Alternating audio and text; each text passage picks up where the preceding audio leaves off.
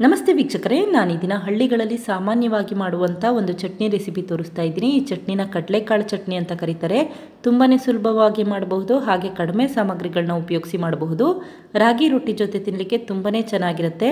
ಹಾಗೆ ಈ ವಿಡಿಯೋ ನಿಮಗೆ ಇಷ್ಟ ಆದರೆ ಪ್ಲೀಸ್ ವಿಡಿಯೋನ ಲೈಕ್ ಮಾಡಿ, ಚಾನಲ್ಗೆ ಸಬ್ಸ್ಕ್ರೈಬ್ ಮಾಡಿ. ಈಗ ಕಡಲೆಕಾಳಿನ ಚಟ್ನಿ ಯಾವ ರೀತಿ ಮಾಡೋದು ಅಂತ ನೋಡ್ಕೊಳ್ಳೋಣ ಬನ್ನಿ.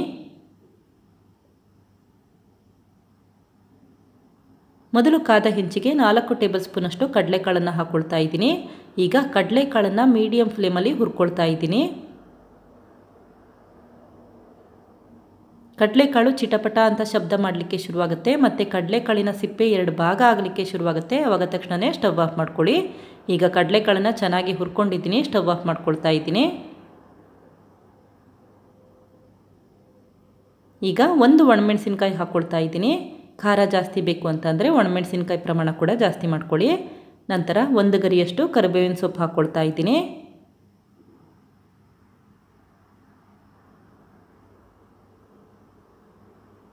ಈಗ ಅರ್ಧ ಟೇಬಲ್ ಸ್ಪೂನಷ್ಟು ಜೀರಿಗೆ ಹಾಕ್ಕೊಳ್ತಾ ಇದ್ದೀನಿ.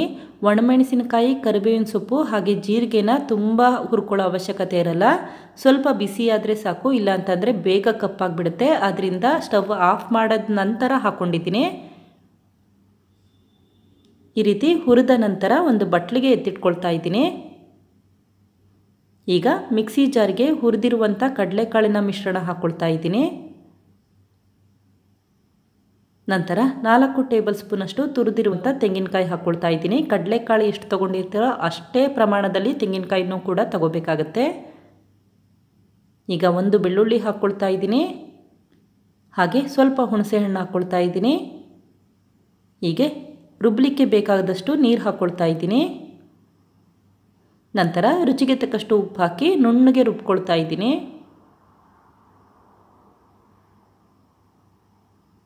ತುಂಬ ತೆಳುಗೆ ರುಬ್ಕೋಬೇಡಿ, ಸ್ವಲ್ಪ ಗಟ್ಟಿಯಾಗೇ ಇರಬೇಕಾಗತ್ತೆ. ಈ ಚಟ್ನಿನ ಮೊಸರು ಜೊತೆ ಕಲಿಸ್ಕೊಂಡು ಕೂಡ ರಾಗಿ ರೊಟ್ಟಿ ಜೊತೆ ತಿನ್ನಬಹುದು, ತುಂಬಾ ರುಚಿಯಾಗಿರುತ್ತೆ.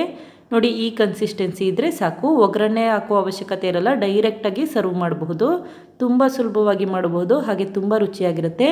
ನೋಡಿದ್ರಲ್ಲ ವೀಕ್ಷಕರೇ, ಎಷ್ಟು ಸುಲಭವಾಗಿ ಕಡಲೆಕಾಳಿನ ಚಟ್ನಿ ಮಾಡಬಹುದು ಅಂತ ಗೊತ್ತಾಯ್ತಲ್ವಾ? ರೊಟ್ಟಿ ಜೊತೆ ತಿನ್ನಲಿಕ್ಕೆ ತುಂಬಾ ಚೆನ್ನಾಗಿರುತ್ತೆ. ನೀವು ಕೂಡ ಪ್ರಯತ್ನಿಸಿ. Thank you. ಲೈಕ್ ಮಾಡಿ ಮತ್ತು ಸಬ್ಸ್ಕ್ರೈಬ್ ಮಾಡಿ.